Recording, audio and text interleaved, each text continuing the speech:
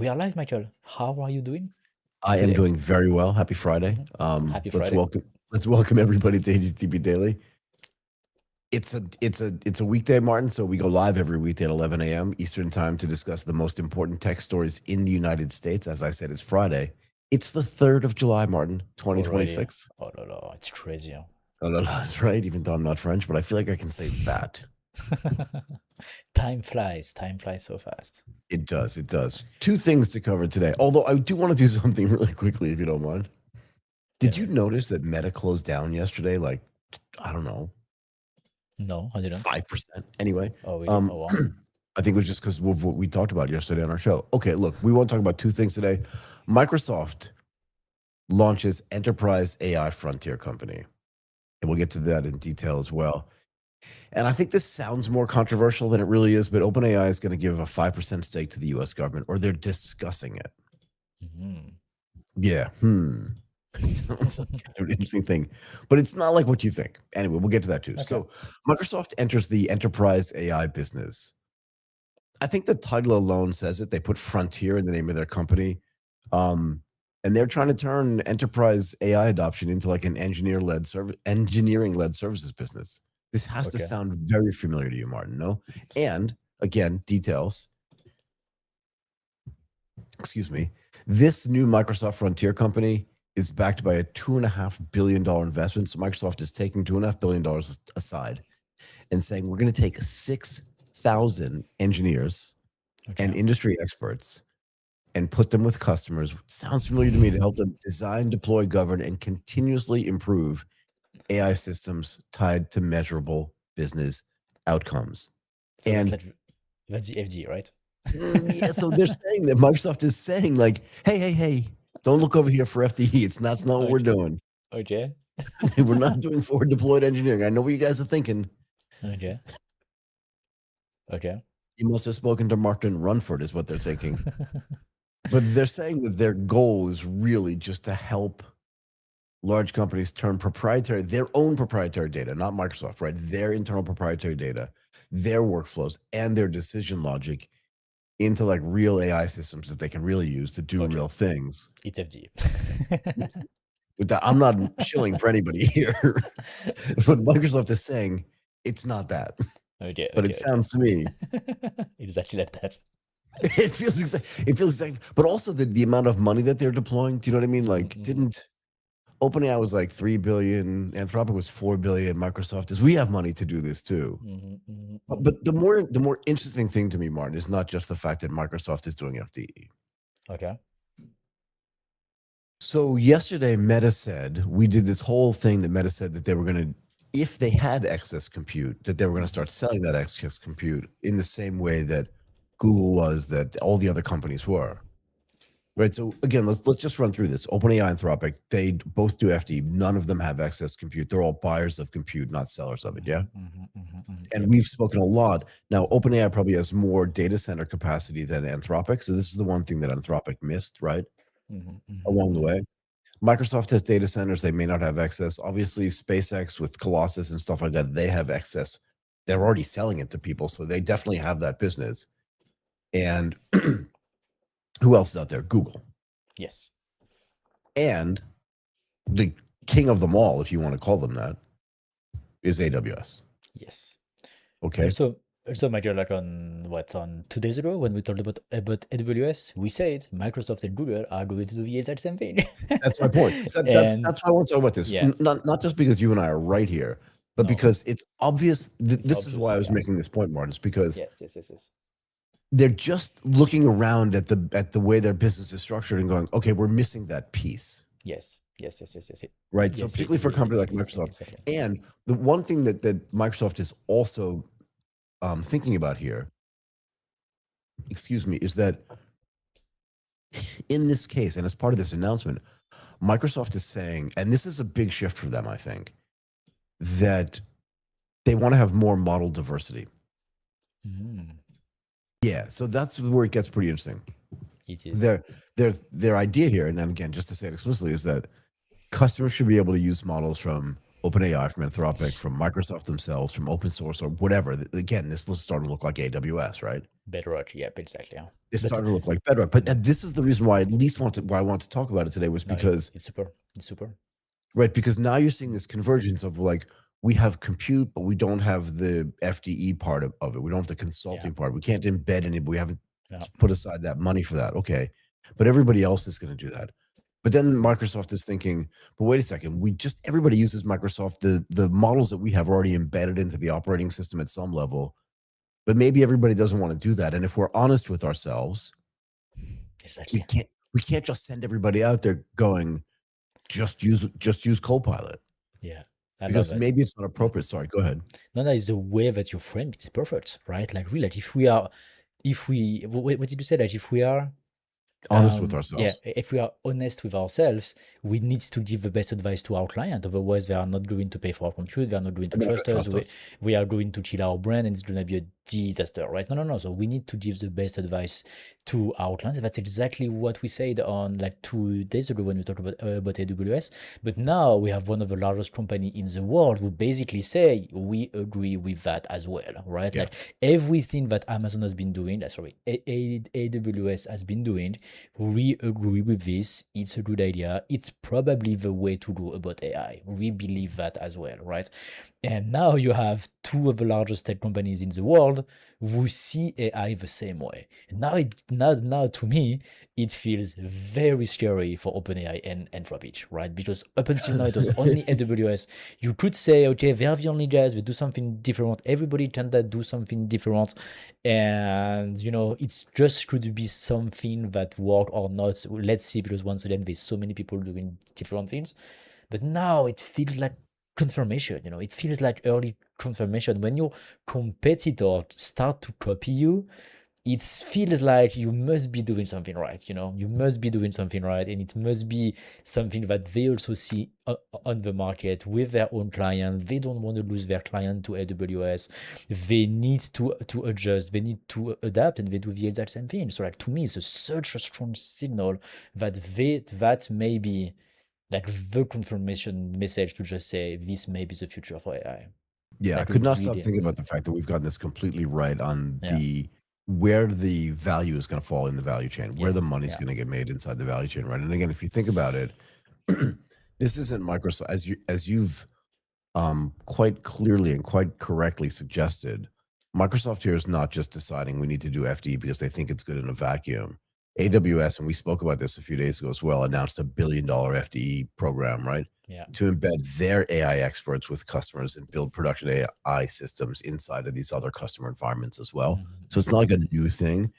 But again, the common theme here for me, again, if you look across the whole spectrum of all of the hyperscalers, is that they're not just selling, what's the right way to say this? They're not just selling the compute if they have it, right? They're not just selling models if they have it. Because again, Amazon doesn't have models, but they've consolidated with Bedrock all of the yeah, models. yeah.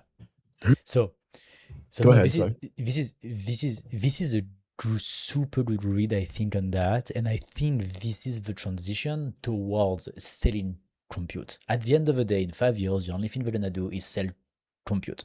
But to get there, the companies need to implement AI. They don't know how to do that. So we deploy the FDE, we integrate Bedrock with all the AI provider. So we made it easy and simple. We build the infrastructure, all the services, basically, right? Like they are building right now the services around AI to be able to implement AI in everybody's company. So then people will use AI on their servers, and then they will be able to sell computes, right? I think this is what's going on here. They are going to go back to selling server time, right? Like either through token or through hourly thing, like the same way that they've been doing up until now. But to get there, to get this market share, they need to help people implement AI, and that's hard. So they do the FDE and they do all of these things.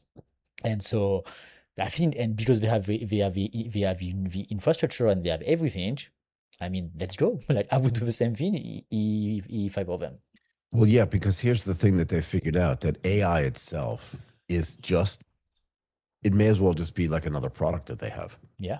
that Yes. sends people to their compute functionality, right? Yeah. Because at the end of the day, the value of compute Mm.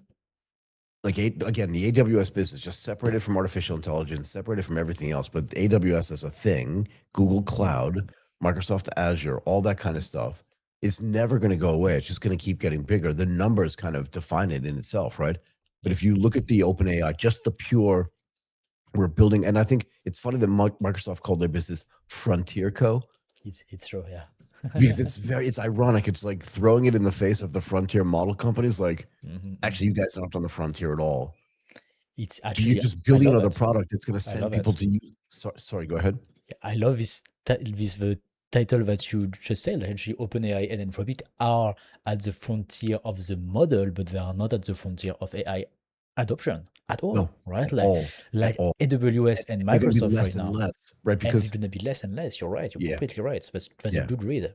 I love yeah. that because if today you are a company, let's say you're an insurance company, you need more than just the model itself. You need way more. And that's what they are building right now, right? That's what Microsoft and AWS and the others are building right now. You need all the services, right? So this is the frontier of AI implementation, of like AI distribution, right? Like AI, like, and at the end of the day, this is what is going to move the needle in terms of market share as well, right? And in terms of how many people are using AI, and at the end of the day, how much money is spent on AI overall by people plus companies combined, right? So, and this is the frontier, right? Like we are seeing right now the frontier of AI distribution, implementation, and that this type of solution will definitely do it. Yeah. So one of the things that I learned in microeconomics 101, Tell me. well, we just talked about barriers to entry, right, for Yeah. individual companies. Mhm. And you can clearly see, if you're open-eyed and honest with yourself, Mm, DeepSeek taught us, mhm, if nothing else, that the barriers to entry to entering the model phase of this business are low, mhm, mhm, mhm, right? Because you can build a model. It costs money, mhm. but it's just money. And during a hype cycle like this, if you wanted to build a new transformer model, that technology is known. It's just like, can you actually build it? Mhm, But mhm. how long does it take to build compute and get the components and understand that and be able to do the sales around? It's in a way, it's way more complicated and way more nuanced than merely building a new Yeah. transformer model. And Yeah. that's where the real barrier to entry is. And that, because think about it, Martin, nobody is out there. Literally, what's the word I want to look for? Give me a second. Give me a second. Nobody is frantically trying to find a model to use. Mhm. No. Do you No, understand you're my right. point? Yeah, No this one's is a out there going beautiful like, point. Yeah. "Oh my god, I Yes. don't have access to a model. What am I going to do?" And But there are actually, plenty of companies out there going, "Oh my god, I don't have access to compute. What am I going to do? I can't build it myself." Sorry, go ahead. this is such a great segue to Fable, right? Like we are not waiting for the next model at all. Like we are much more likely looking at reducing cost, use cases, implementing AI into our company rather than, oh, I So the really need whole to use market, Fable tomorrow. Martin, essentially followed what we were saying, where it's like, Yeah, why do I need anything past 4.8? It was yeah, working perfectly fine, and with all the adjustments you've made mm, to to have a better relationship with the government that restricted you from actually releasing this. mm, Actually, Fable's no better than 4.8 at some level, and it's confusing to use because I don't know what I'm getting anymore. mhm, mhm, Do you know what I mhm. mean? Yeah, I don't know. There is. So that's why I think that's why I always say like, Anthropic may be delusional, right? Like thinking that everybody's waiting for the next model, looking for the next model. It was the case probably 6 months ago, right? Like when agentic AI first became mainstream, let's say, right? Like inside the tech bubble, of course, but mainstream inside the tech bubble, Yeah, yeah, and yeah. and everybody started to implement agentic coding.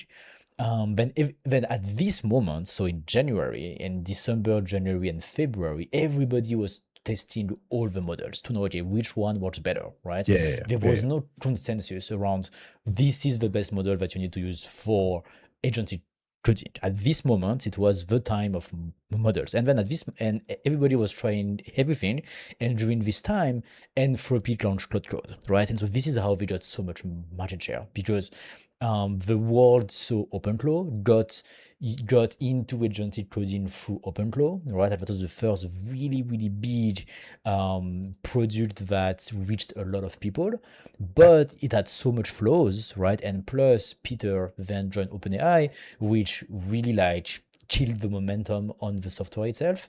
And so Anthropic did something amazing, which is launch Cloud right now super fast, right? Like I think in like 2 or 3 weeks they had something on the market, which helped them get so much market share because they had something that works, something that's nice, something that's from a reputable company, comes with a model that was the best as well. Like the consensus was starting to agree that Claude Opus was the best actually for agentic coding. The best way to access Claude Opus is through Claude Code. Perfect, right? So, but right after that, it was done. On the model discovery side, we were like, okay, we have Claude. I have either OpenClaw or Closed Code. It works. Now let's get back to work basically, right? Now what can I do with it? What can I build with it? What are the use cases that I can do? And now that's the focus. How do I implement AI into my company? Much more than what's the latest model that I can use, or the other question that people have is how can I reduce cost? That's the biggest question as well, right? Yeah. And so yeah, it's not at all about model discovery anymore. It was the case 4 months ago. So if OpenAI, right, and Anthropic are partnering with private equity companies and venture capital, and the other, I can't remember which is which, and that's what I'm trying to figure out, right? To do enterprise distribution through their own deployment companies, yeah? And then one of them is going to go through the consulting company, so Anderson and PwC and stuff like that. Microsoft, it looks like, is going to do this by themselves using their own corporate relationships. And I guess one of my big questions, Martin, is what does it look like when AWS now has an FDE program, OpenAI has an FDE program, Anthropic has one, Microsoft now has one. Who am I missing? Did Google announce this yet or not yet? They will, I think, next week. I'm just going to say, next like, week. they haven't called me yet. then Have they called you? Meta as They well, should huh? call one of us, I'm sure. Michael, Meta will do the same thing. Huh? Like there was some rumor today on X that they are actually improving Muse Spark to actually become capable of doing coding. So it looks like they want to enter the agentic coding space as well. They want to compete with Opus, they want to compete with GPT 5.5. So they want to also do compute. The next one is going to be Meta with an FDE program as well. Maybe it will take them a little bit more time because they don't have the compute yet, right? So they need to reach a few steps. But yeah, Meta, Microsoft, AWS, Google, Anthropic, OpenAI are all going to have FDE programs. Yep. So I think one of the underreported stories, Martin, of the last day or so, particularly in the context of Microsoft announcing this frontier company, is that Mark Zuckerberg, in a very honest admission, came out yesterday or said somewhere where he was being interviewed or on a podcast or something, I can't remember where, and said, yeah, maybe we shouldn't have fired those 8,000 people. Like, this thing hasn't been as clean, but it's, and again, if you think about this, I want to be fair to him, right? Like, I don't know Mark Zuckerberg at all, and I don't own any Facebook or Meta stock. I don't care. But like, these guys take so much flack, right? Because they live in public. So every time they make a decision, there's always somebody out there going like, that's the dumbest thing I've ever heard, or that's pure genius. And management is always somewhere in the middle, right? Like, it's never pure genius, and it's never the dumbest thing you've ever heard. And I can just see internally at Facebook going like, look, we're going to dedicate all these resources to this stuff. We have to find some way to make some money and to cut costs. And these 8,000 people have nothing to do with AI, and they can't even be redeployed into an AI department. So it's getting scary out there, and we're trying to change our entire company from being like Facebook based to compete with AWS, OpenAI, Anthropic, Microsoft, and Google. We have to do something and do something fast. Like, I can see this happening in a management meeting, and now they're saying, well, their reliance on agentic AI internally has not panned out as much as fast as they've wanted. And my response to that is this: is like, you only decided that in March. Today's like essentially July 1st. Like, I know it's July 3rd, but let's be honest, right? It's the beginning of July. Yeah, so it's been like 2 months really, but they are 2 doing months or something. whatever. Let's call it 3 just to be nice, just to be generous. So like, you expect the entire company to turn around and to see the impact super positive of the switch to AI in 3 months. Do you know what I mean? And think- sorry, go ahead. No, so Okay, no, so I will let you finish first. Sorry to interrupt you. I was just gonna say that in the context of all of the moving pieces that are going on here, right? Because you could also say, well, why did Microsoft take so long to get into the FDE business? Exactly. Anthropic announced Mm, this 2 months ago, and so did mm, OpenAI. Like, what were they doing? Just sitting on their hands doing nothing, like just looking mm, around in Excel? No, mm, they've just been thinking about it internally and how much money do we allocate to it? And they gave it to this guy Rodrigo Lima to run the business, and he was previously one of their biggest sales leaders in Asia. So, like, you have okay. to figure out all this stuff. And remember, here's another thing, Martin, that people don't understand that have not worked in big companies. This guy, Rodrigo Lima, who's been put in charge of this, right? He was a sales leader across the Americas and Asia.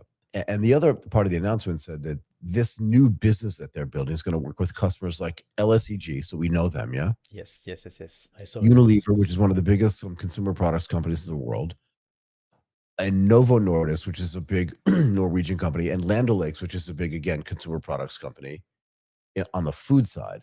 But like, you have to literally go to them. Mm, If you're Microsoft, right, you have a relationship with all these gigantic enterprises. And remember how we talked about like business predictability? mhm, mhm. So you can't, if you're Microsoft, you can't just wake up one day and just go, without all your partners knowing that you're going to launch a frontier company. Like, whoa, whoa, whoa, whoa. How come no one talked to us about this? Because we were just going to like work with OpenAI on their thing. And you Yeah, have yeah, to understand, exactly. like, there are all these moving pieces. So it's this, and it's the same for all of these companies. So you can't just literally wake up one day and go, okay, Rodrigo, you're leaving Singapore. I don't know where he is, right? But you're leaving Singapore, you're moving back to San Francisco or to Seattle, and now you're going to run this business we haven't told you anything about, and we haven't spoken to any of our clients about either. It's just not the way it works. So again, just to bring it back to Zuckerberg, like in the old days, there just wasn't enough places to talk about this, right? So you didn't know like the sort of worries and concerns that big executives had at these big incumbent companies. Mhm. But like to say that laying off 8,000 people now didn't pan out, like you don't know that at all. In 3 months. It's just no way to know Mm, that. in 3 months. But so okay, so this is that. So Go ahead. then next, I feel like AI, my dear, like everything that has happened since the launch of ChatGPT in November 2022, Yep. they have been on the reactive mode since like November 2022. It's been like almost 4 years now. Who's been doing the Like reactive mode or just almost everybody? almost everybody, like Yeah, yeah. besides the few innovators like who create something like OpenClaw, like they launch something and boom, and then the entire world react to it, like Yeah, yeah. Claude, Like, oh no, Claudex. what do we do? Yeah, yeah, exactly. Now what do we do, right? Like besides the few innovators who created something new and then blew and then everybody copy them, everybody else has been so reactive, right? Yeah, Like yeah, yeah. think about, like after OpenAI launch ChatGPT, then you have Gemini, then you have all the other models who launched like within 6 months, really, right? And it was really, really bad, right? Nobody was ready for it, but they had to do something, right? And so I feel now it's the same thing. Like it looks like maybe they had some plan internally around, okay, if AI grows we will need to do compute, we may need to do FD, so maybe they had plans and it was already something that they thought about, but the launch and the announcement is super reactive. Nobody is proactive, like it's not like they did that last year. It's not like if they had done that last year saying, look guys, the models are going to get good at some point, agentic coding is going to be happening, everybody will need more compute, but it's going to be hard, we will need to deploy FDEs. That would have been like the proactive approach. No, instead they do Right. nothing. They do nothing, they wait until there's a problem. Basically nobody knows what to do. OpenAI launch their program. They are going to let our clients, we need to launch right now, right? Like we need to launch this thing right now. And I feel like it's happening over and over and over. Everybody is in a rush all the time, and they are always a couple of months late, but that's better than a couple of years late, right? Like they are Yeah. more in damage control in terms of like, okay, we need to launch this thing right now because otherwise our clients may go to AWS, may go to OpenAI, and we need to keep them, right? And so let's just launch this thing. I feel like the entire AI narrative is just constantly reacting to something. So what are I'm going to list out the components I think of an integrated AI business. Yeah, Okay, go ahead. you have to have a model. Yes, You need compute. yes. You need to have a cloud business, which is separate from compute. Yeah, Mm-hmm. and then you need FDEs, Mm-hmm. or it appears like it. So what else? What am I missing? I feel like I'm missing one more thing. I mean, for the compute itself, you may need chips, you may need power. So compute can be divided into a few things. Yeah, but I'm just saying, but at scale, right? Here's why I'm saying this, Mm, because OpenAI and Anthropic, the two biggest mm. faces of the industry, you can throw SpaceX in there, but it's kind of a different animal, right? Because they've got Yes, yes, rockets it's and a whole bunch different. of other stuff that nobody else has. I want to talk about Amazon too. Um, they're the only ones that just have models. Exactly, exactly. And They that's don't why. have anything else, and they miss this. So maybe Mm. OpenAI has some compute, but no, because they're going out and buying it from other people. Yeah. Yes, what are we doing on the compute side? Does OpenAI build compute that they own? Um, They don't, but they were the earliest in securing access to it. yes, Right? yes, 'Cause yes, this is yes, what yes, they were yes, making yes. fun of Anthropic 4 or 6 months ago. Like those guys don't even have access to enough compute. So even if they grow fast enough, they're not going to be able to do the computations behind it because they don't have access to compute. Which is then when Anthropic went and said, like, "Oh no, maybe we need to contract with Colossus to get some of their compute Like, capacity because they're not really, using it because they're not like, really an AI company." Michael, how is it possible that they didn't build their own data center, both Anthropic and OpenAI? How is that possible? How I did they don't know. miss it? That's what I'm asking because How but is what it possible? this is why I made the contention at the beginning of this conversation, at the beginning of this segment, was that the model part now, for if we weren't 1,000% sure about this Hmm. 3 weeks ago when we first started talking about it, or a month ago, we were saying like, where in the value chain is the money going to fall out? And we Yeah. said it's not going to be the model companies because again, building compute takes time, building a cloud business takes time, rolling out an FDE business is non trivial. But building a model, this is why I said at the beginning of this segment as well, is that DeepSeek told us 2 years ago, Hmm, hmm.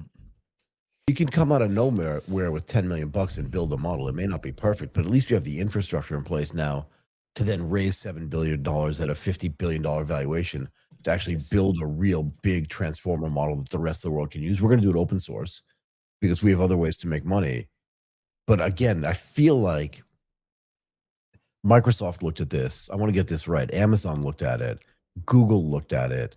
Who am I missing? Even Facebook was like, the model stuff we can definitely build, but I we have think all these relationships and stuff like that. How can we take advantage of it and blow mm, Anthropic? Because remember, exactly. even Microsoft today said we want to give our clients the ability not just to use OpenAI and Anthropic Exactly. because that doesn't make any sense. And even our own Copilot stuff, which they feel like they may have integrated too tightly into their entire ecosystem because it makes it hard now. Because the key thing here is they're not going to make any money from the models. They're just not. Mm, So if they're not, why tie the model so closely to your other products when just to use the everything. Yeah, because the only place you're really going to make money is on the infrastructure side, and that's again on the data centers, on the compute, and that exactly. stuff you have that nobody else has. So why not give, just like AWS, if you're Microsoft, why not give everybody access to all the models and integrate that into your ecosystem, which gives you so much more power. Yeah. Exactly. That's what they are. That's why I think Microsoft and AWS do that, right? Like you have two competing company who do the same thing. I think now that's confirmation. That's You talk about exactly. Anthropic and OpenAI. No. Sorry, you have Microsoft and AWS both believing into this, right? Like they need multi-model, they need infrastructure, they need Yeah, they need to have an the FD. integrated business, a Yeah, diversified integrated exactly. business. Yeah. Yes, yes, yes. And so now you have two big competing companies who are doing the same thing. And so that's really was the question. Like I think the only one who had the vision was Musk. Like he created SpaceX, he created the data centers a long time ago to be ready for right now, basically, right? And so how come he was at OpenAI. How come when Sam Altman saw Musk starting to build data centers and buying chips and doing all the craziness that now pays off 10 years after, he was not like, if we are right and everybody use AI, we are not going to need more data centers. Right, Like exactly. Shouldn't we they have our own data centers? they didn't think about it at all. Like they really thought it would be enough to rent out from AWS, to rent out from Oracle, from Google. Like it's weird. It's a weird missed opportunity. Like it's not even a missed opportunity. It's like, did they even themselves didn't believe it would get so big and so expensive on the compute side, and we were like, okay, we just can't do it anymore as of now, and they just thought it would be fine, like, and so they didn't invest any money into building infrastructure. I don't know. It seems such a huge missed opportunity that if they had done that, and when you raise 130 billion in just one round after raising another tens and tens of billion before that, Yeah. you can build a few data centers, right? So Or here's what it looks like to me, just to make an analogy again that people can understand. It's like it's like building the biggest swimming pool company in the world Mhm. and going like, oh, we'll just go out and get the water somewhere later and get some chlorine too. And you're like, yeah, that's not the way this is going to work, because it's easy for the chlorine and the water companies to build the pool stuff. Yes, yes, yes, yes, That's the commodity. It's having the chemical access and the component access to the water, which is the thing that people swim in, because the water is the compute, right? Or the data center. Yes, yes, yes. And then you have a massive pool and no No water water. inside. You're like, And then the water guy just dig a hole, build a big pool, and now it's and better than you, dumps his basically. water, and he's like, I got this.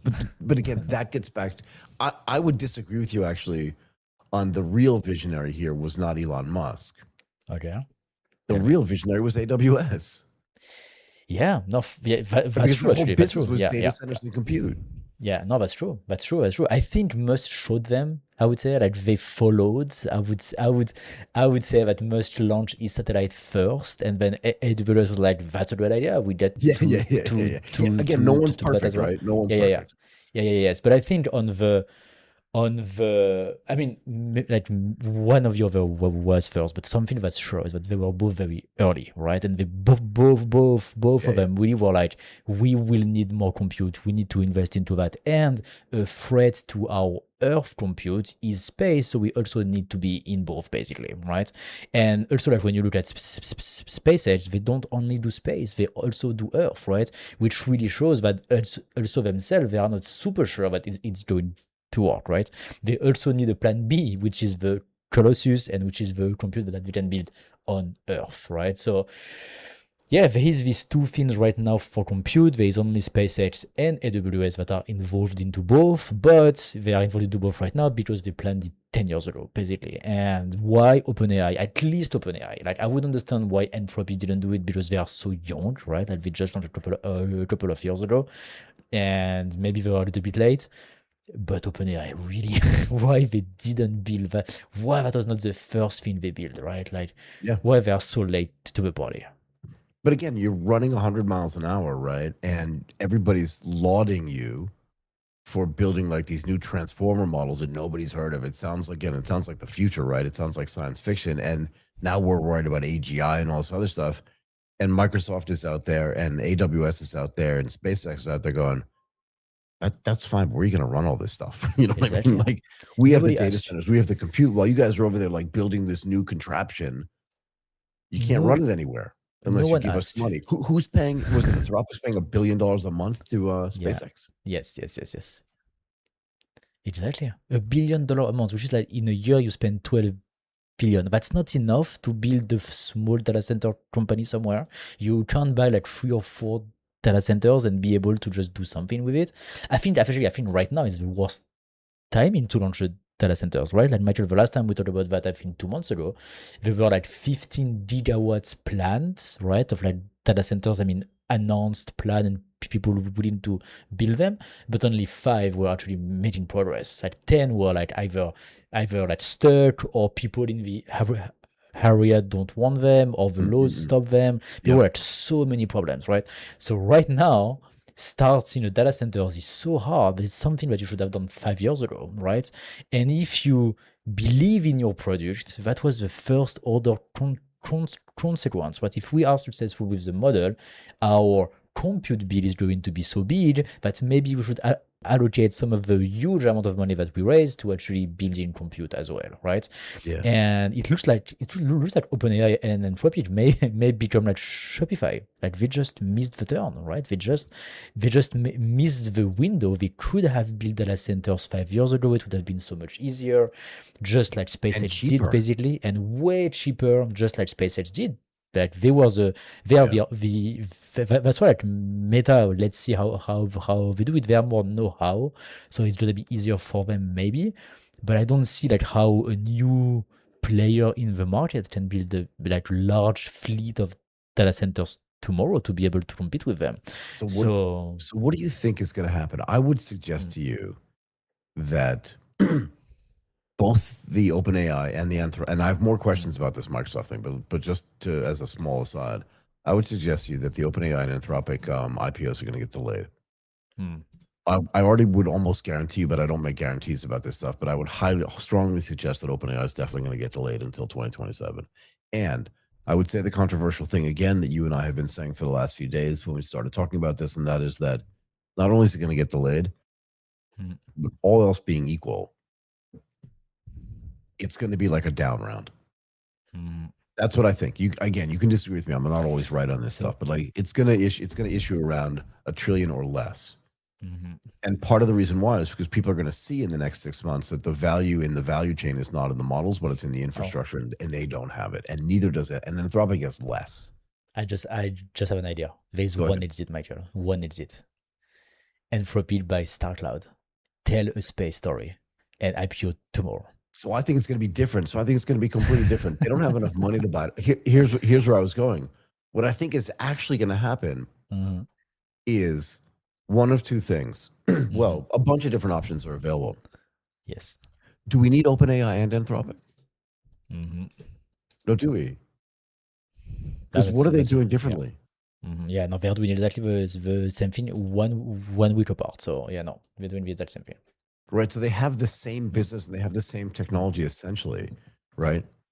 And they have the same strategy around building that business. One maybe has more access to capacity and to compute than the other one, but otherwise, like they're both building transformer models, and every day they come out with like, I do this thing, you do that thing, you do that thing, I do this thing. It's like not that different. But you know who has an integrated business that just raised I was going to say it, but a ton of money?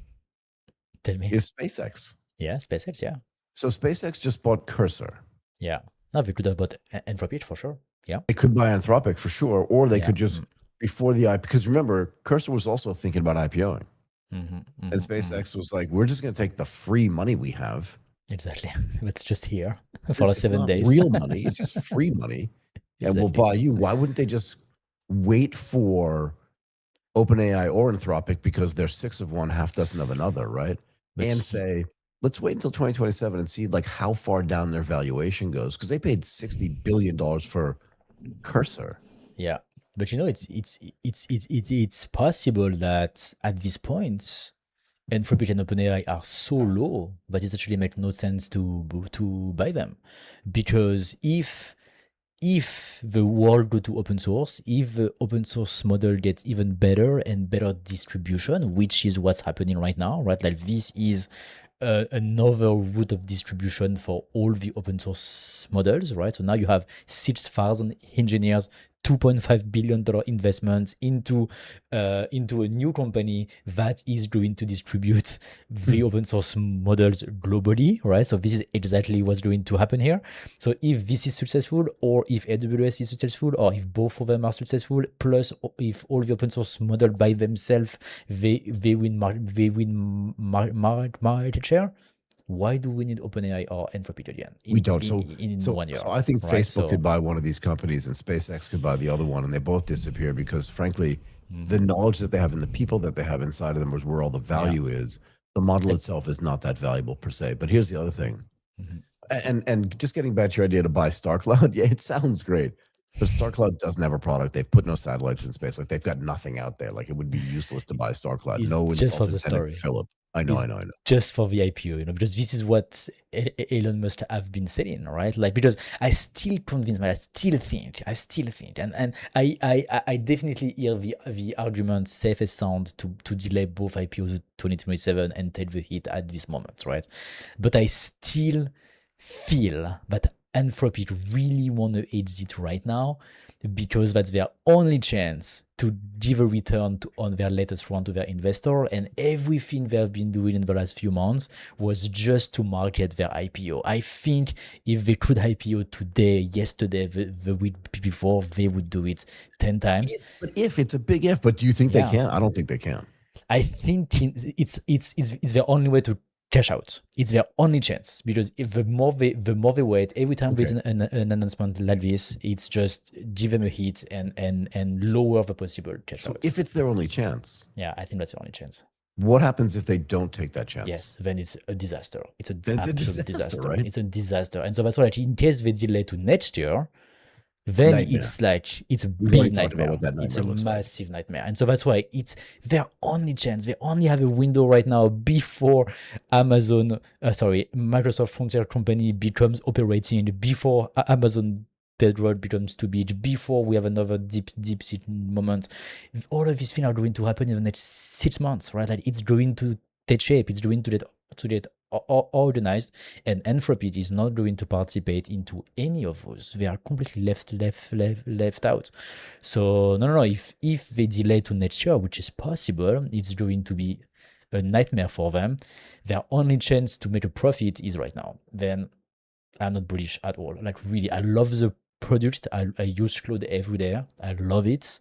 But I feel like I think what we can see here is that, like, you have the product on one side, but also you have all the business decision that you are making to actually build the company and the business model around your product. Right. And if your product is great, it's not enough. You also need to build a good business around it, right? And it's so important. And we can see, I think the biggest example of that is the latest funding round of Anthropic. They didn't need the money. They raised it at the exact same valuation as OpenAI to give a quick return to the investors. That's it, though. How does that help the client? How does that help the user, the client, to get a better product? I've said this before. Yeah. It's a complete misdirection of management focus, right? Because they're out there going like, please stop calling me and asking me about how much money. I don't need any money. Look, I know you want to make money in the app. Okay. Yeah. And while you're having these conversations, right, it's not a 5-minute conversation. The rest of the market's moving forward. AWS is making plans. Microsoft is making plans. Facebook is making plans. Google's making plans. Apple's making plans. And you're sitting there going like, do you know what I mean? You have your finger in the air thinking like, should I take the money? Should I not take the money? Everybody else is actually making business decisions, and you're making like, how can I help my investor decisions? It's just a bad way to think about it. It's really, really bad. And I think this is this type of bad decision. They are motivated by short-term gain, that a really quick return that actually can kill a company, even if you have the best product, right? And this is what's insane here, but that's a good business lesson, I would say, is that sometimes, even if your product is the best and everybody uses it and everybody loves it and you have the biggest market share, if you do dumb stuff on the business side, you can actually end up in a very bad place, right? And instead of doing like all of this crazy thing that they've been doing in the last few months, starting with the Mythos saga, that was a big crazy thing for me. They should have invested the $60 billion that they raised into buying data centers. Just do that. Just find a small company somewhere that has 5 data centers, buy them right now, or invest everything into building 2 data center for you, or building chips. I don't know, do something on the compute side, right? Like, don't think that everybody's going to pay for tokens forever. This is right. I mean, if you think about how much money that OpenAI has raised, even before Anthropic started raising all this money, and they took none of that money and built like Colossus 1 and Colossus 2, while SpaceX was over there going like, hey, don't tell anybody, we're going to build some massive data centers. And Musk was in the room with them. That's the crazy thing. And then he sued them. Why was he suing them? It's ridiculous. But like, Musk was there, and then he left, and he just built the compute to actually then sell to them. It's them, It's when you look at that this way, you're like, why OpenAI didn't, at least OpenAI, because they were there first. they saw SpaceX, like they saw everything, and no, nothing, And they did nothing. and they did nothing. They did nothing. It's crazy. We need to ask Sam Altman that. We need to ask, like, when he comes Did, on the podcast, we need to say, like, why you didn't build data center. didn't we talk about this? Like when we saw that Sam Altman was thinking about like building a phone, we're just like, why are you focused on phones? Why Yeah. not? Why aren't you focused on data centers and compute, where that's actually where your real bottleneck is going to be? If you never build your own phone, Mm. no one's going to care. But if you don't have access to compute and data centers, like your company's going to die. Exactly. And no, it's an interesting time. Let's see how it goes in 12 months, right? But like if they both delay the IPO to next year, it's gonna be bad. It's But gonna are be we also just but are we also surprised that these two companies didn't understand that that model diversity was going to be important to their potential clients? yeah. No, it's so I think there's two things out of that, Michael.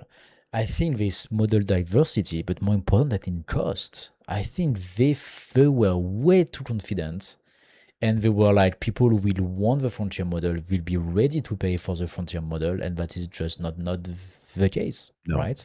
And also, like, there is people who worry about data. They don't want to send their data to Anthropic and OpenAI. They prefer to use the open source model. There are people who just prefer to host things by themselves and then fine tune the models. Like, all of these use cases Yep. were completely left out, right? Like, they were like, this is not our client. We don't want to speak to these people. Yeah, but today that's the largest part of the market, right? So what do you do? And this is completely missed as well, right? Like, this is a major fail from both OpenAI and Anthropic. I'm still a bit bullish. I think OpenAI, because they started open source, they could go back to open source. I think they can still be like, okay, we had a couple of years to make money on the closed source. We were the best at that time. That helped us to have like a couple tens of billions of dollars of income. That's good. But now we need to go back to actually the real way to distribute AI, which is open source. Yeah, I will say this though, and I don't disagree with you that they probably have to go open source, whether they want to or not is a different thing. However, they've raised a ton of money predicated on the fact that the token model Yeah. was going to continue ad infinitum, Mm. right? And that's simply not the case. That's So not the again, case. it just brings us back to the question: if they open source everything, which they should, then does their valuation go back down to DeepSeek's valuation, which is $50 billion? Right? And then what happens? And do you know how angry the investors will be? Yeah, no, it's true. But I mean, it's either the investor who lose money and were hungry, or it's the retail investor, because this is going to happen for sure. So it's either if it's happened before the IPO or after the IPO, right? Like, Right. that's really the big question here. And so if they delay to next year, that's going to happen to the investors who participate into the previous round. If the IPO this year, which Anthropic may really push hard to do, at least Anthropic, then it's just going to be everyone will participate in the IPO. But in this context, like, if anyone is following what's going on, how can you IPO right now? Like, really, like, it's already too late for me, right? Like, if you listen to AGTP and you and you buy Anthropic stock like during the IPO, I mean, what do you see that we don't? Really, like what type of information do you have access to that we don't? Because I don't see how anyone right now would participate into an IPO, neither for OpenAI or for Anthropic. Yeah. So there is precedent. I don't want to talk about this, but there's precedent for companies that have kind of defined a category, Okay. were forced or pushed to raise money they didn't need, Okay. took in $300 million. And the people that know this, like I've had these people on the program, but anyway, I don't want to mention their names or the name of the company, but they'll know who they are. Raised $300 million. This is back when $300 million was $300 billion today, right? At $1 billion valuation, did insane expansion, took their eye off the ball, in their words, not in mine. And a company that was worth $1 billion was then sold because it all unwound itself for like 10 million bucks. Mm. So it's not like it's unprecedented for something like that to happen. Yeah. Yeah. Okay. No. Mm-hmm. And my point is, like, we're at a potential inflection point for both of these companies. Yeah. And the Microsoft activity, which is what kind of triggered this whole conversation, is another what we call a canary in the coal mine, right? It's like, wait a second, what is that sound? That's the sound of a massive problem down there. Yes, And big everybody problem. needs to get out of the coal mine. Is essentially what's going on here. Yeah. Which relates, remember, Michael, to the question we had a couple of days ago, which was like Microsoft and AWS both invest a lot of money into OpenAI and Anthropic. Doing Yeah, this type of stuff is stealing their investments. Like really, this is exactly telling you, yeah, actually, we may not need you anymore. We think there is another way to make money in the AI space, right? exactly. We know where the value And is, and it ain't with you guys. and But that's thanks for without playing. you. And that's why, like, I feel like right now, like, we are witnessing the end of AI V1. And that's why, like, if Oh Anthropic no, and we're OpenAI, right in the middle of the end of this thing. yes, and right now they have to IPO to actually close the chapter, right? Like, that's the end of the chapter right now. We are going into the next phase of AI right now. It's going to be different. It's going to be another player, another value proposition, and either the IPO, they cash out on chapter one, and that's great, let's say, for them, like with big growth, or they don't IPO and they wouldn't have their cash out. Like it may also be possible that there is people might behind the scene, either the investment bankers, I don't know, maybe people at the government or something would just say, guys, you can't IPO right now. Like you're gonna be crushed. Like we don't want to. That's why I don't think it's going to happen. Yeah. Like, do you think that's possible that behind the scene, people, I don't know, from the government or the investment banker are like, yeah, no, it's just not possible. It's already too late. What do you mean?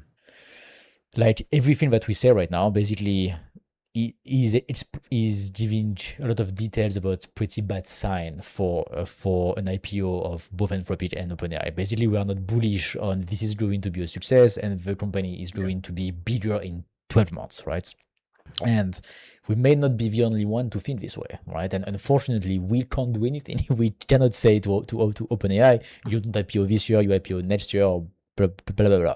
But some people can, right? Like the investment banker who are going to participate into the IPO, or the government, maybe, I have no idea if they can, say yes or no in this type of situation. And so Good question. Okay. if some people on that side have the same read as us, maybe they will be like, no, it's just too late right now. You should have done that 3 months ago, right? But now the So, context is really bad. so I think that if the investment bankers again are honest with themselves, Yeah. they could also just do like, yeah, you know what, we're not involved. We don't want to be involved in this IPO because the feedback we're getting from the roadshow is that nobody wants to buy this at a price that's going to make any sense anymore. And remember, the investment banks were probably had limited involvement in the initial, not in just the initial, but in every round of capital raise that both Anthropic and OpenAI had, right? If that's not their job, is to go out and raise money. Now they may have been involved in the final rounds, right? Because that's what they're telling their biggest clients, you need to be the pre-IPO investor in these companies. But barring that as a possibility, it's likely that the investment bankers are looking at both of these companies are now and going, if we help you IPO and it's a disaster, it's bad for us. Because the lost revenue we'll have from our reputation going down, because all we do is bring bad IPOs, which is going to make it hard for us to sell the next one to our investor base, means it's not worth the like $10 million of fees we're going to get from doing this thing or that thing with OpenAI or Anthropic. So we won't do it because the money we'll lose from having bad IPOs, meaning that it doesn't spike on day one, that it just drifts lower for the next 6 to 10 months, and that the late stage investors all lost money. The IBs are not going to want to do this because it's going to ruin their reputation, and that's all they have. Does that make sense, Martin? Yeah, so that's why I was asking you the question, because I Yeah. completely agree. And this is That's the probably answer. why OpenAI was like, you know what, like they had this discussion basically, right? That's Exactly. what the bank Yep. told them. And so Exactly. they're like, okay, like if there is nothing that we can do, then we just delay to next year. But actually what they really say is we can't do it this year. That's what it means. It's not we delay to next year, is we can't do it right now. Exactly. Right? This is a different read. So now you've learned the difference between Yeah. like what actually happens in the back rooms during the discussions around these things and what the news reports. Yeah. And the follow-on to that is what the news people that report actually understand, which is nothing. Yeah. That's for sure. Nothing. In other words, you now know Martin Runford, who never worked at Morgan Stanley, never worked at Goldman Sachs, and never worked at all these places, now has a better understanding of how the IPO is going to work than some dude who got his MBA at like Stanford or Harvard and is sitting there going like, "Uh-oh, maybe we shouldn't do this IPO now, Bob."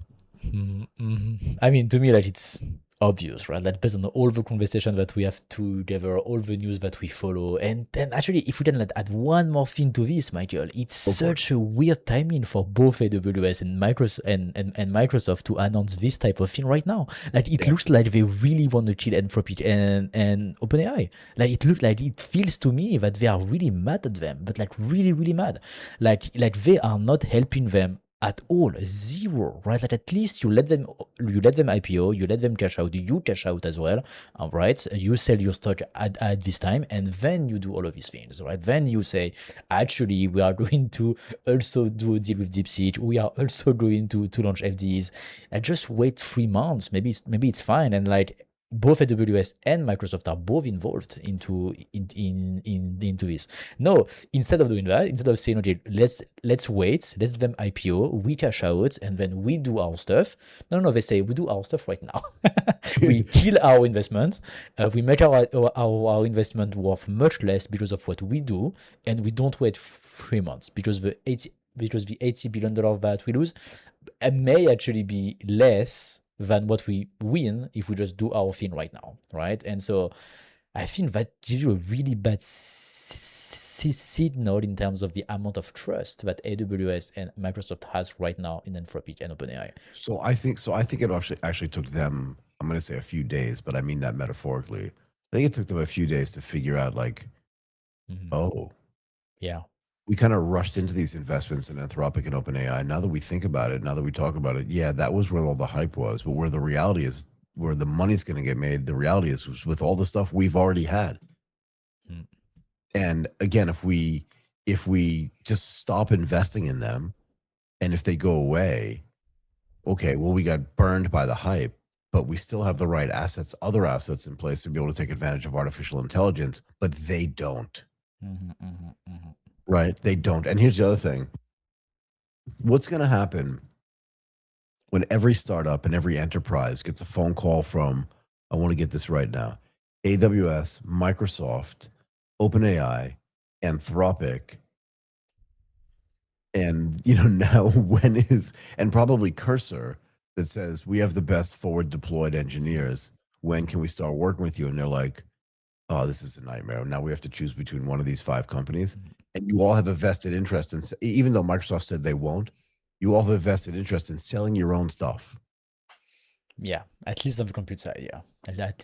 But not even on the compute side, on the model side. In other words, you think that OpenAI is going to send an FDE into a big enterprise and go, no worries about using Anthropic, we'll help you do that too. Like, that's not going to happen. Microsoft could do that. Exactly, yes. AWS could do that. That's the advantage that they have, right? Like that's my AWS, point. Microsoft, and Cursor, because they can work with everybody, that makes them much more trustworthy, basically. So who's going to take so now that this has been flushed out, who's going to take the forward deployed engineer from Anthropic? Yeah, I don't see why you would do that. Yeah. Why would you do that when you don't? Because the Anthropic guy is not going to be like, DeepSeek could do this, or Kimi could do this, or Quen could do this, or Agnes could do this. They're not going to do that. It's just going to be like, Anthropic is the best thing in the world. Yeah. Have more Anthropic. So I don't know how that's going to play out, but I can guess really, really strongly. Yeah. So how are we gonna plus also, Michael, something to consider here is that how many, actually I'm really close about this number, how many of that do you remember a couple of months ago, Anthropic said we have over 1,000 clients who pay over $1 million in our company. Okay. Yep. Let's say, but they're paying for tokens. Yeah. Let's be clear. They pay for Go ahead. tokens over $1 million.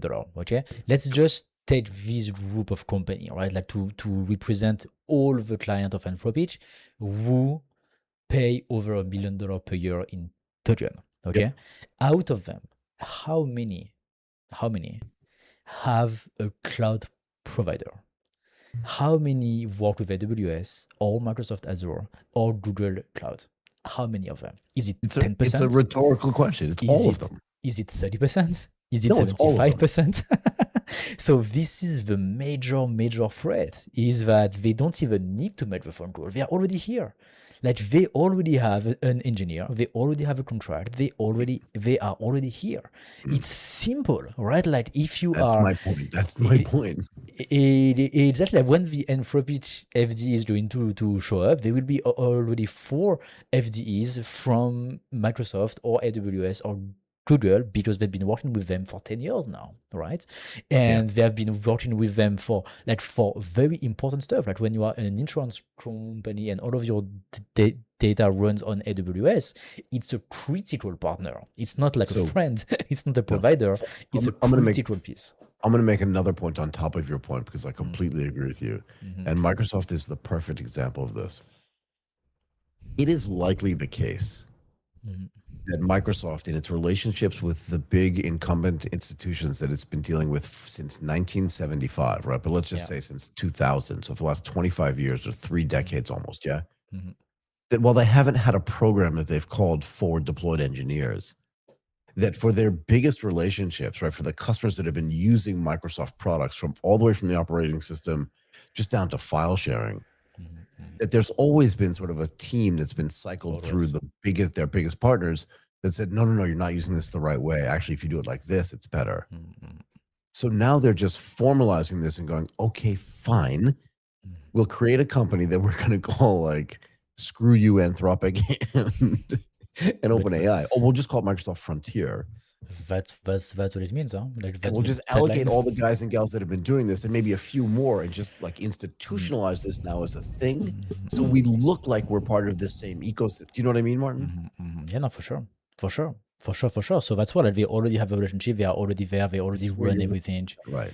I mean, and even if Anthropic and OpenAI manage to start something, but yeah, like let's say they manage to find a use case, find a workflow, like they manage to start something, you will always have, like, first of all, they will always need to rely on Microsoft infrastructure because the rest of the stack of the company is on Microsoft Azure, right? So Exactly. they will be always the Microsoft guys somewhere, right? It will not be completely left out of the table. And at some point, the CFO is gonna be like, guys, Anthropic is great, but did you try ZAI, the GLM 5.2? Like, I've seen a lot of stuff on that. It looks great. Yeah, Right. actually, let's go ask the guy at Microsoft, because tomorrow Bob from Anthropic is not here, and so we can talk about that. Yeah, And then exactly. boom, and then that's over, right? So even if it works, it's just going to work for a very short period of time, I think, until it just gets replaced slowly but surely by this, right? And so that's why it's such an interesting timing for both AWS and Microsoft to announce that before the IPO, before they can cash out. They just like, you know what, we're just going to do it ourselves now. They must Okay, be I'm really gonna mad at say them. Yeah, I'm they gonna must make another analogy. You're gonna laugh. Okay, go ahead. And I think people that are listening are gonna laugh. Wait, just I want to make a note to myself so I don't forget. Just give me a second. So Dario Amodei left OpenAI because he was mad at Sam Altman for whatever. We don't know, right? And he started his own frontier model company to compete with OpenAI because he's, bigger, stronger, smarter, whatever, yeah. And they dislike each other. But could you imagine a scenario where in the background they're like, you know what, both of us are not necessary. Okay. And we've raised a ton of money. And we really should stop fighting with each other and maybe band together and maybe take both of our best ideas, because if we're going to get run over by Microsoft, by AWS, by Facebook, and by Amazon, and by Apple, And by all the open source and by Google, and by models. every open source model, if we don't do something, we're both in trouble. So if Sam Altman is Dana White, Okay. and Dario Amodei is Eddie Hearn, somebody out there's got to be Turkey She can get these guys together for some kind of summit. Okay, that's an interesting. Okay, that's an interesting analogy. Because if you want boxing to work, yes, that's an interesting analogy. Yep, you're right. You can't be fighting with each other. You have to understand, we're all gonna die. If one of us dies, we're all gonna die. So let's get together. And even if the forward facing thing is, Eddie Hernandez doesn't know anything about like Mm. how this stuff works, and Dana White doesn't know anything about boxing. They're like, yeah, but maybe we know how to run a business, Yes, yes, yes, yes. and maybe we should talk to each other. Maybe we're both actually pretty smart, and calling each other dummies in public doesn't help either one of us. And I think it's the same thing for OpenAI potentially and Anthropic. And So remember, 20 minutes ago or 30 minutes ago, when I said one of two things could happen, one of them was that they could get bought by other companies, but the second option was going to be they could merge together mm, and figure something out. the only big difference, Major, here, I would say the only big difference is that we have no information about neither OpenAI or Anthropic being actually a business. Like right now, they spend a lot of money, but are they a business? Are they making money? Well, Do they we've been know? saying this since day one, Yes. Do right? do we So do they know actually how to run a business no, they know how to on AI? raise money. Right? They know how to raise money. They know how to spend money. They know how to do But marketing again, very well. this is Dana White and Zuffa Boxing. Do they know how to run that as a business? Sure, they can say it's like MMA. They can say it's like the UFC, but is it really? Because they're doing the same thing. They're going out there and they're buying like all these old fighters. They're spending way too much money on acquiring Mhm, stuff. This is like building the model. mhm, And the other people are going, yeah, it's just a free for all out here. We're just being agents for people and putting together the best things. Somewhere in the middle is the right business model. But mhm. but the boxing model at TKO right now is not working. Yeah, yeah, there's nothing here. Sorry, go ahead. Yeah, no, so that's why. And right now, there is also a massive threat that the number one stream of income of both OpenAI and Anthropic is just going to disappear, right? Like people Exactly. are just going to stop paying for tokens and instead are going to pay for subscription. And today, the subscription are still subsidized, which means they don't know how to make money with that. So which means we still don't know if they are actually a business, right? And so Yep. this is, I think, to me, like a pretty big threat, right? Like if they don't figure this part out quickly, or if they don't pivot to something else like compute, for example, or or services, right? But like then, like how do you do services when you have a model provider? It's gonna be so hard because you can't do FDE anymore. Like No, and because other people are going AWS, to use be different models, and you're exactly. not set up to support those models because you don't know how they work. And it's gonna be weird if Anthropic or Yeah, OpenAI starts distributing DeepSeek and Minimax and it's gonna ZAI. be No, weird. no, Like some dude with an Anthropic T-shirt is sitting next to you, going like, "You need help with Minimax." yes, yeah. That's not going to work. This is not gonna work. So that's why like the compute may have potentially been their only way out, like their only plan Right. B. Like I don't see what else. Like what OpenAI is launching the chips. Okay, that's a potential way out. Okay, that's good. Okay, but it feels much smaller than the compute business, than the data center business. So yeah, no, yeah, it's weird time for them, and in a way, I really wonder, like, as a user, what's it going to look like in 12 months? Like, we are going to have some turbulence, let's say. I think Yeah. we will need to be able to change what we use and our use cases maybe multiple times before AI V2 start to be implemented and we know better what's going on. So like right now, Martin, I literally run Gemini and OpenAI next to each other every day. Yes, yes, yes, And yes, I'm yes. just testing like, do I really need to use ChatGPT anymore because I'm already Mhm. paying for both of them? Yes, yes, yes, And yes. Gemini comes with a whole bunch of other services that I like that I can't get rid of, and ChatGPT comes with nothing else that I use. That's a good point. That's a Right. good So point. Yeah. let me ask you another question though. Mhm. How would you feel about either OpenAI today or Anthropic if both of them, alongside of their model businesses, had already been building the compute and data center businesses? Way better, because then they could first of all sell compute or become a service company, do Amazon Bedrock or Microsoft Frontier company, integrate with the other. That's plan B, just distribute AI and host it. That's what Right. Meta is doing right now. They are building plan B. That's what SpaceX is doing right now as well, because Exactly. they sell their own compute to other company. So that's plan B. If your AI doesn't work, sell compute, right? And so Meta right now is building their plan B. SpaceX has already activated plan B, Right. but there is no plan B for OpenAI and Anthropic. None, right? And this is the scary thing to me. Well, yeah, and the plan B for for OpenAI is let's launch an internet connected television or something like that. Do you know what I mean? Yes. So no, it's yeah. I really don't know. Like I think as a user, if people who are watching, you are also using OpenAI or Anthropic, I think we're gonna have some hard time. Like maybe the first signal is doing first the IPO. That's the first one. If they delay their IPO to 2027, it's a really, Yeah. really bad sign. It means nobody wanted to participate in an IPO above $1 trillion. That's what it means, right? Because they Yeah, are for sure. trying to IPO. It's not like Yeah. they delay because they want to wait or something. No, no, no. No. Let's not be naive. They are trying to IPO right now. If it doesn't work, it means nobody wanted to give them a valuation above $1 trillion. So that's the first sign. And then the second sign, I think we are going to go back to having compute problem on at least Anthropic at first, I think, because if they don't IPO, they're gonna have problems to raise money. Let's just say that they keep having the best product in the world, so they keep having a lot of clients and a lot of usage.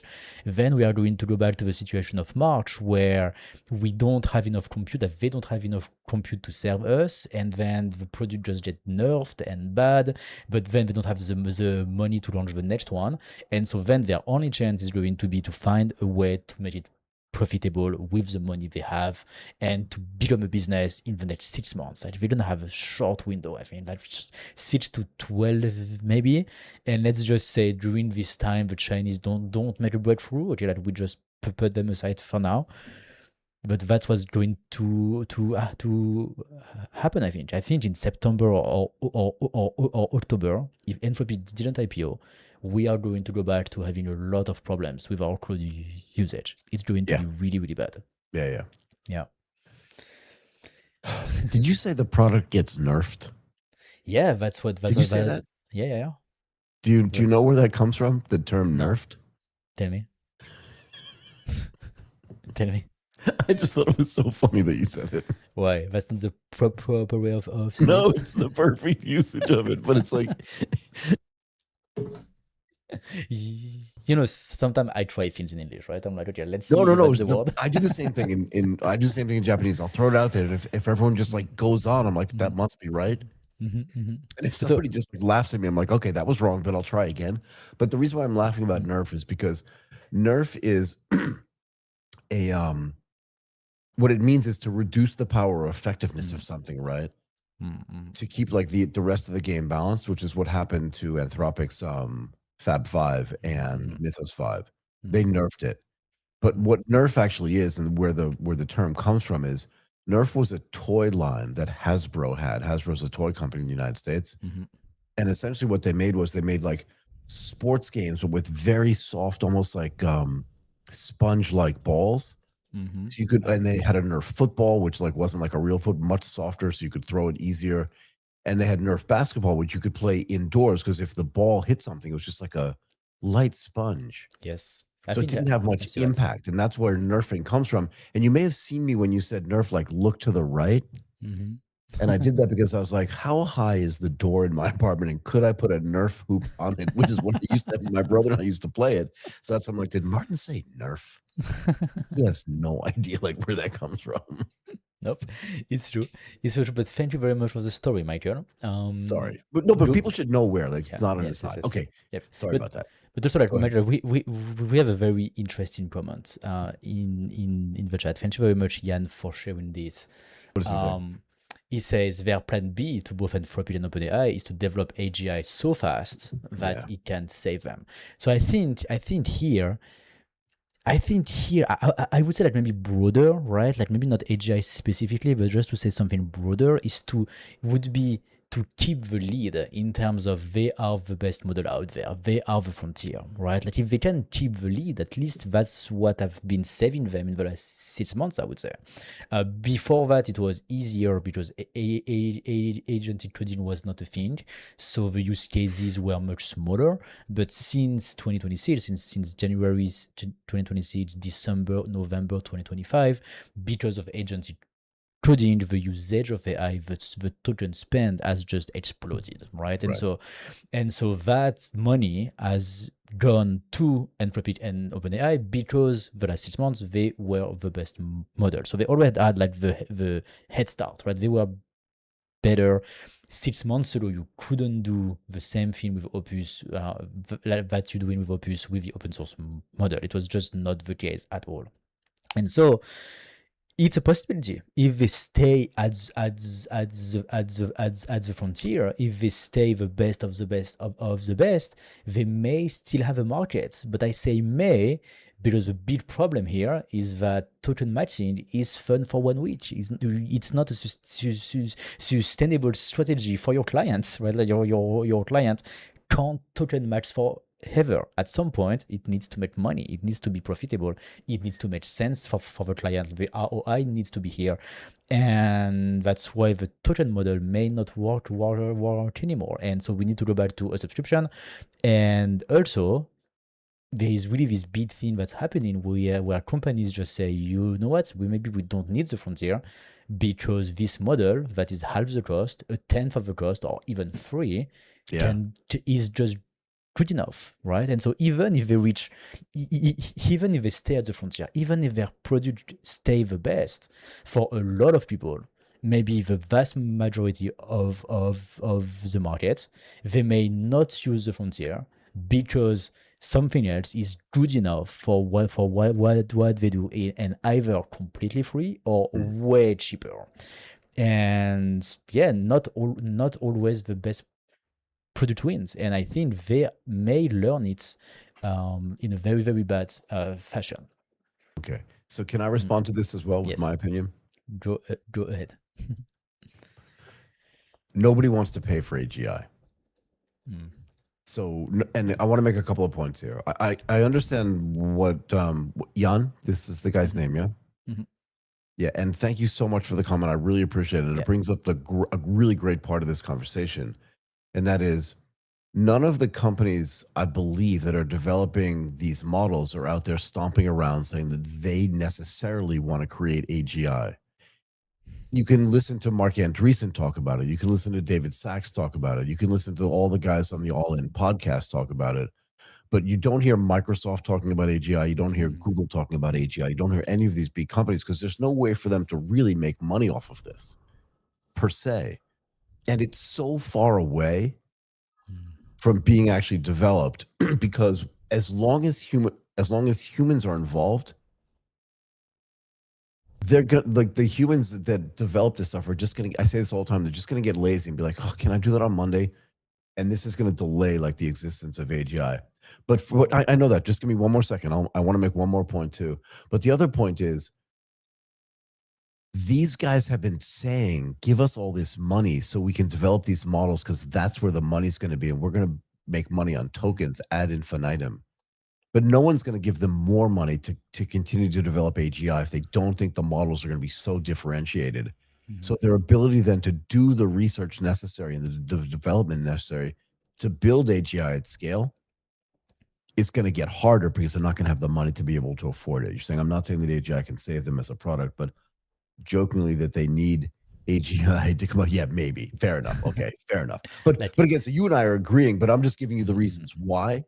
But I don't disagree with that analysis at all. That they need something as big as AGI to save them, basically. I think right? maybe they just need cookies. Do you know what I mean? Like, it's just as likely like cookies are going to save them as AGI. But yeah, fair enough. But then in this case, I completely agree. We may be in this situation if they don't find AGI in the next 6 months and a business model for it. Anyway. They may be in trouble, but for real, right? And so the thing is, Anthropic at least can pivot because in their name, it nowhere does it say AI.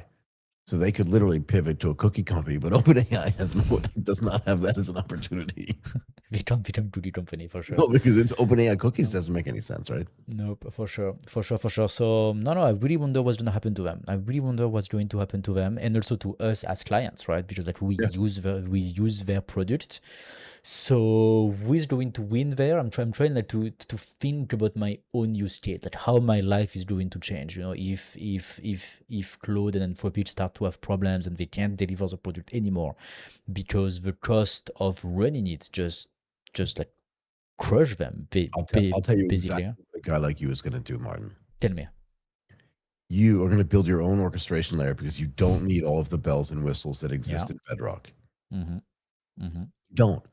And because the existing infrastructure of artificial intelligence and the models today make it possible for you and a guy like you Mhm. to build an orchestration layer, you're going to do exactly what Bedrock did, or what you've already done, actually, Mhm.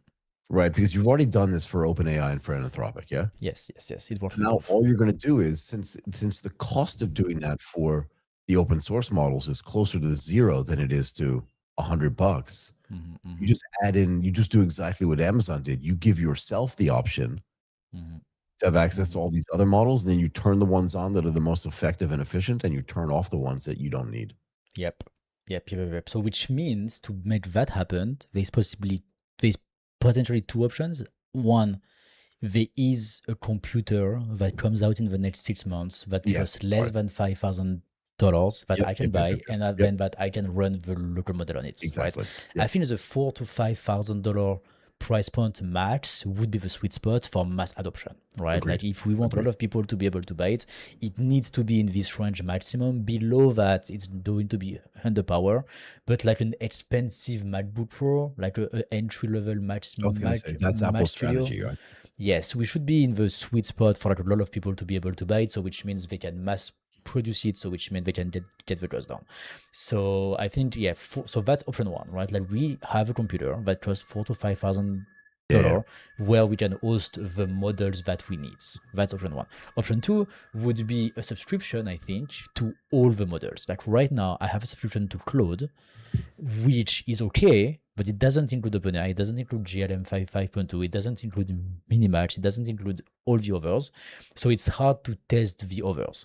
If I have a $200 subscription as well to one provider, like Bedrock, for example, Mm, that include all of them, right? And then with a total weekly limit in total across all the models. And right now, Opus use more than Sony that use more than Haiku, so we can do something similar. Like yep, Opus use more than ZAI, which use more than Minimatch, for example. Very simple. And but at least if I can have this $200 to all the models, $200 subscription to all the models, now it gives me a lot of options, and I don't depend on just one or two that may have some problem. So I think this is where we are going, because even if we have the computer, I think even if we have the the the consumer computer that we can buy, it means that they are also going to do a business version of it that for sure.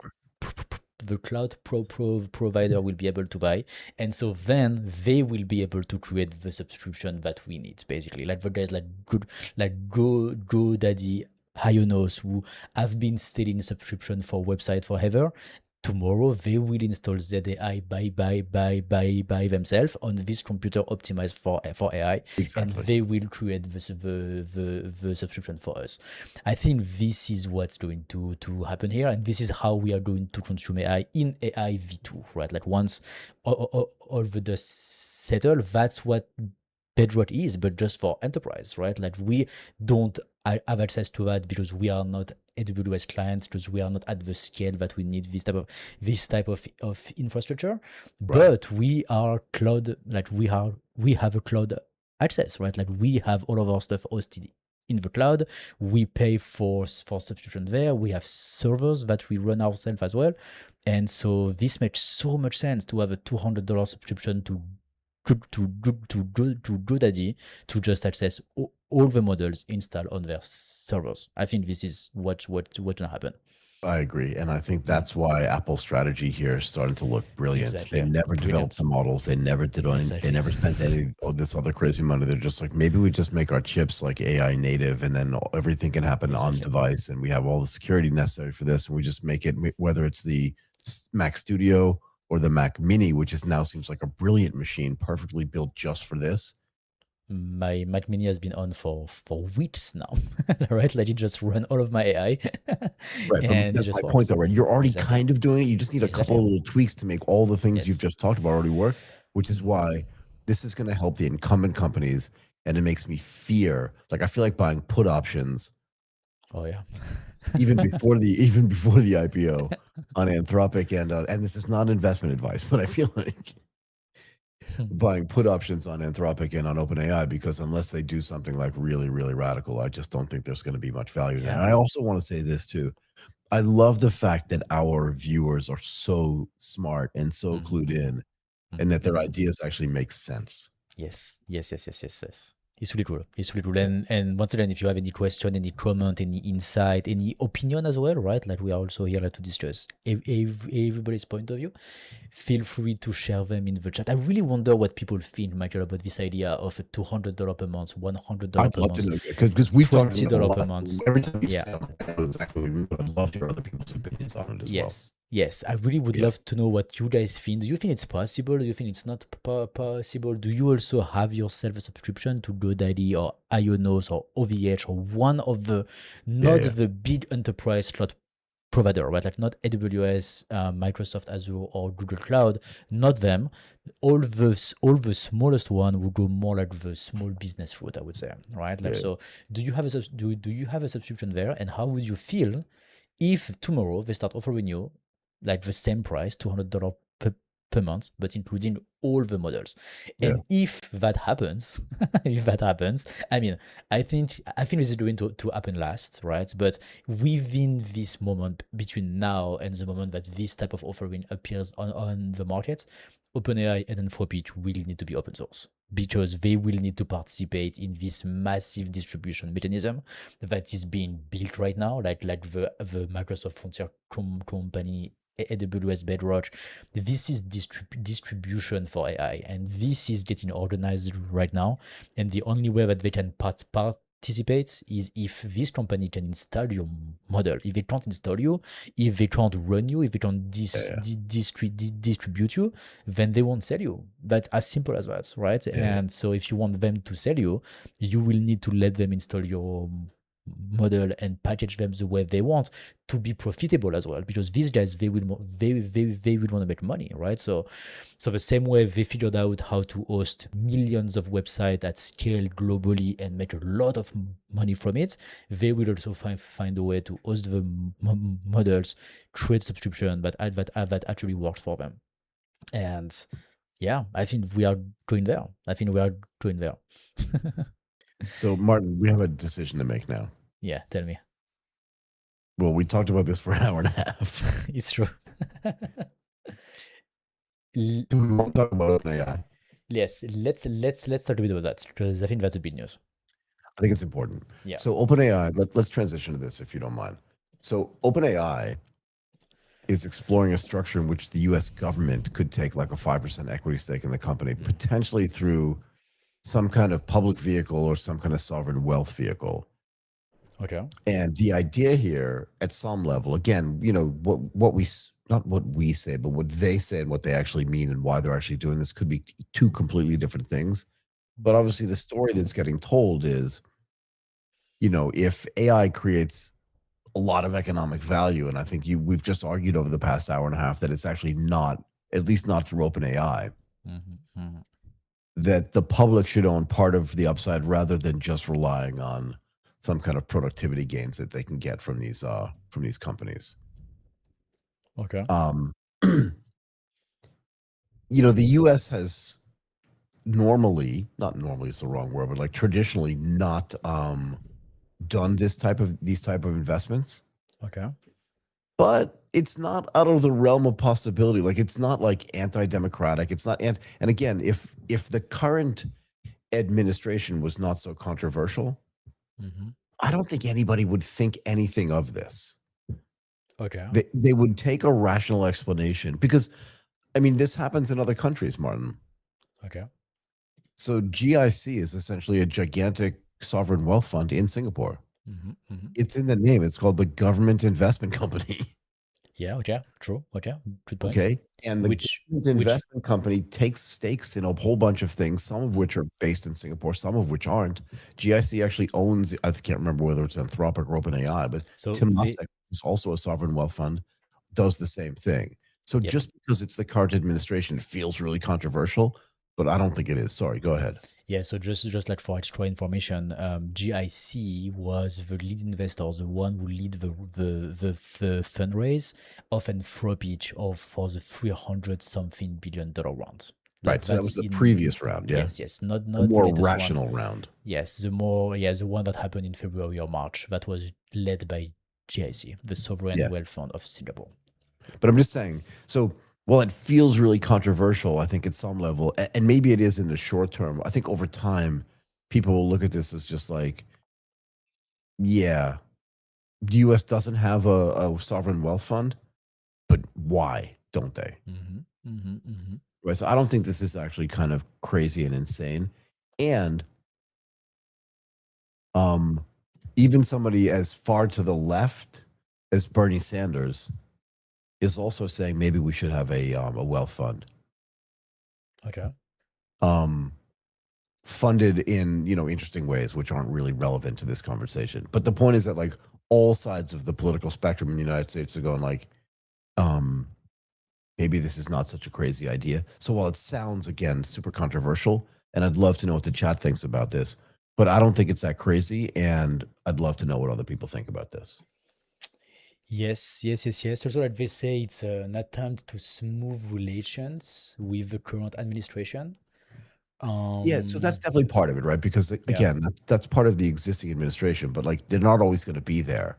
But maybe there should be a sovereign wealth fund in the United States that invests in like interesting companies. Sorry, go ahead, Martin.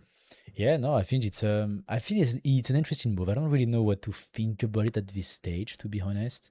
Mm, Do they think that they are going to get favor from the government for because, sure, for sure. like compared to Anthropic, right? Like the government has a stake in us, so they can help us more than Anthropic.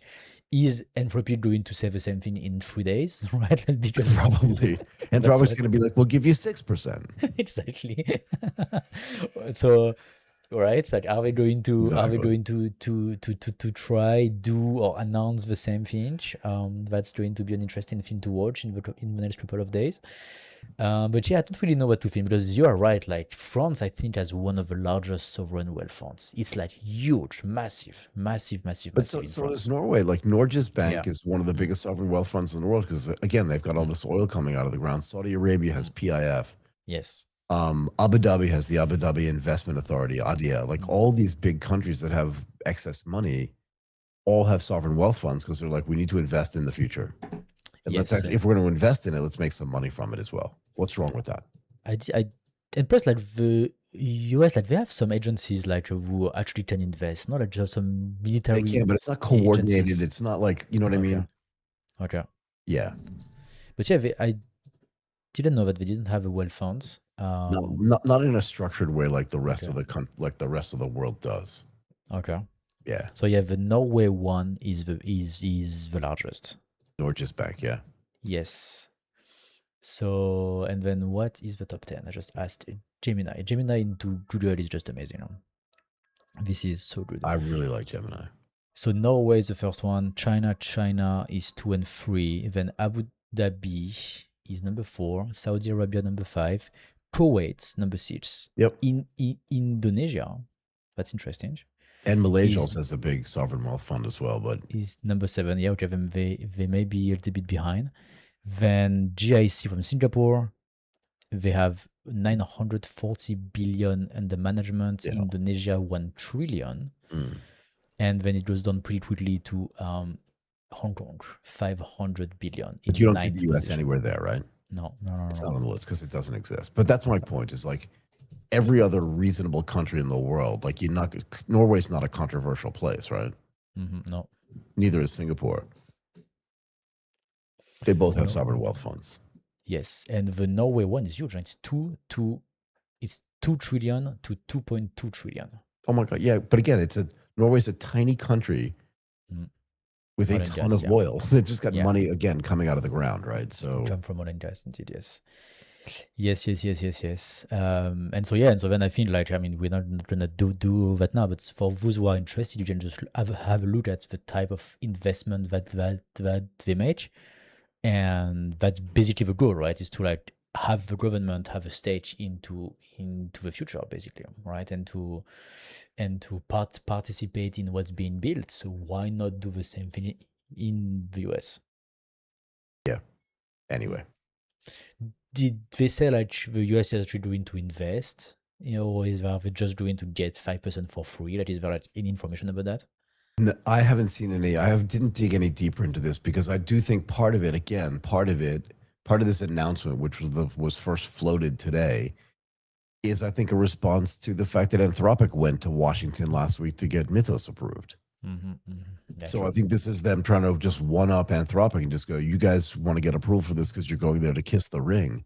We're going to do more than kiss the ring. We're going to try to figure out a structure where we can actually give the government 5% ownership of this.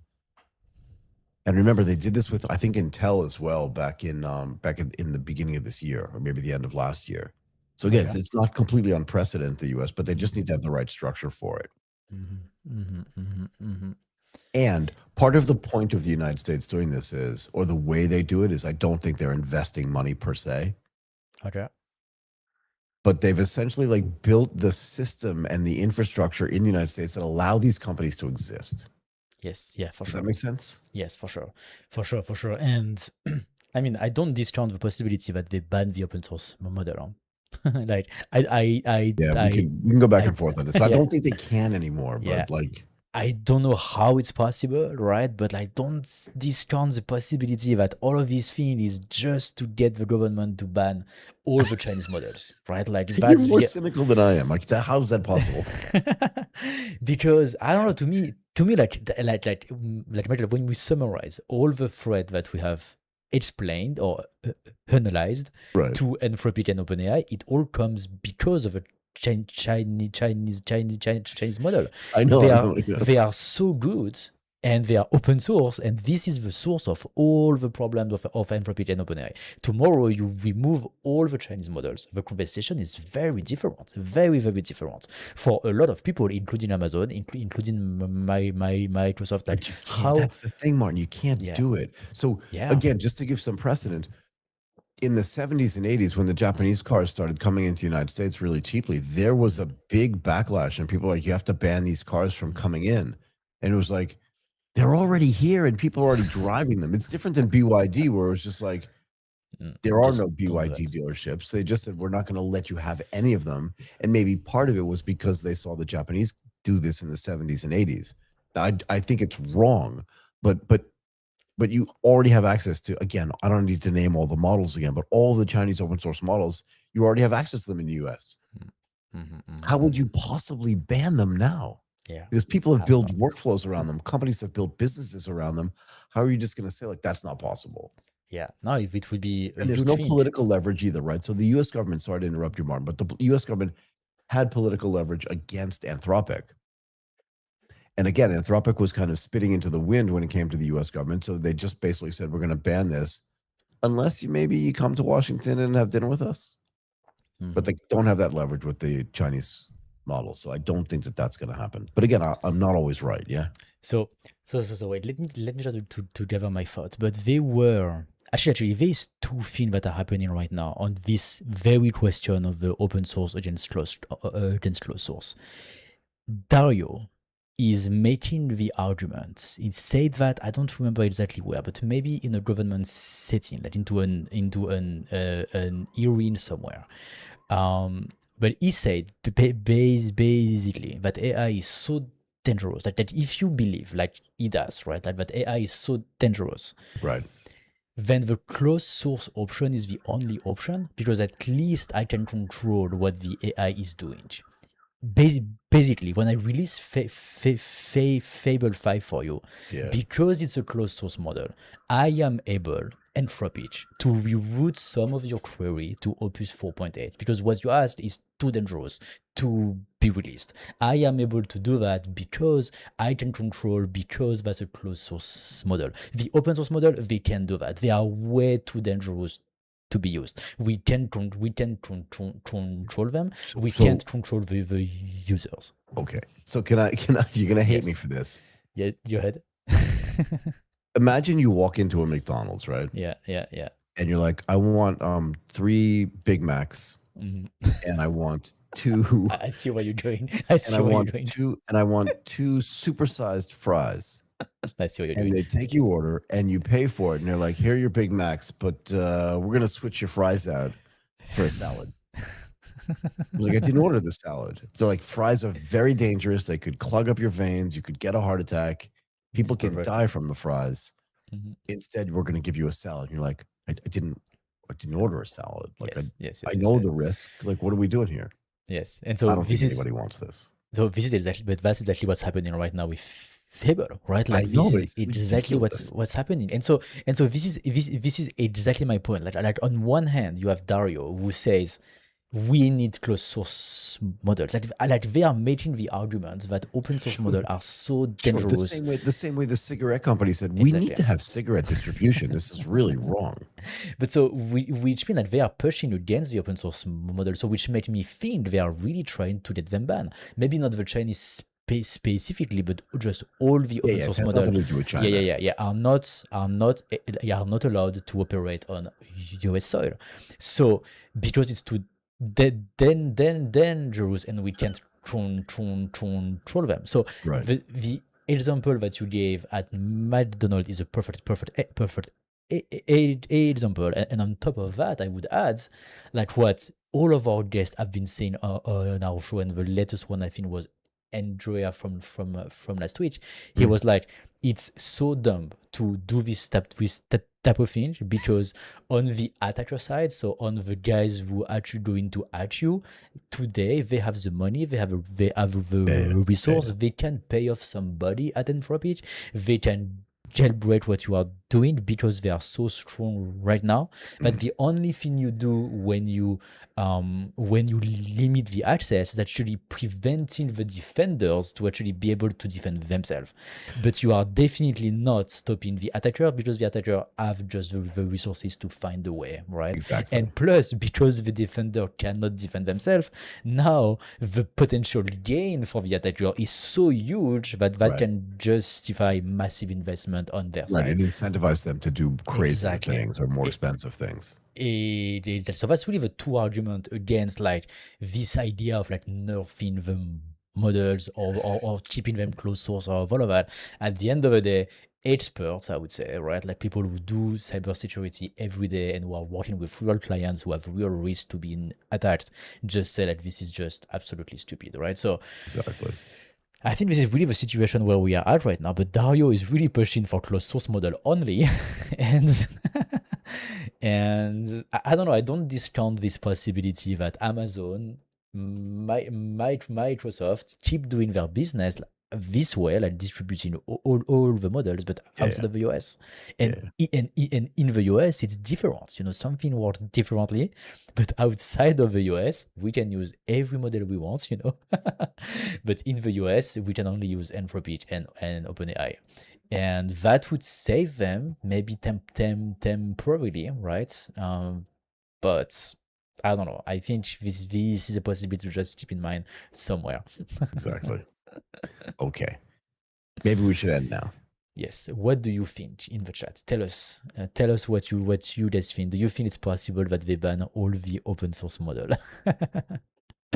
I think that would be a really interesting moment in time. That would be terrible. I think, like really, I really mean, bad. But yeah. again, at the end, nobody will die, but I do think that it would just be a bad look because at the end of the day, you can't ban this stuff. It's just not possible, I think. Mhm.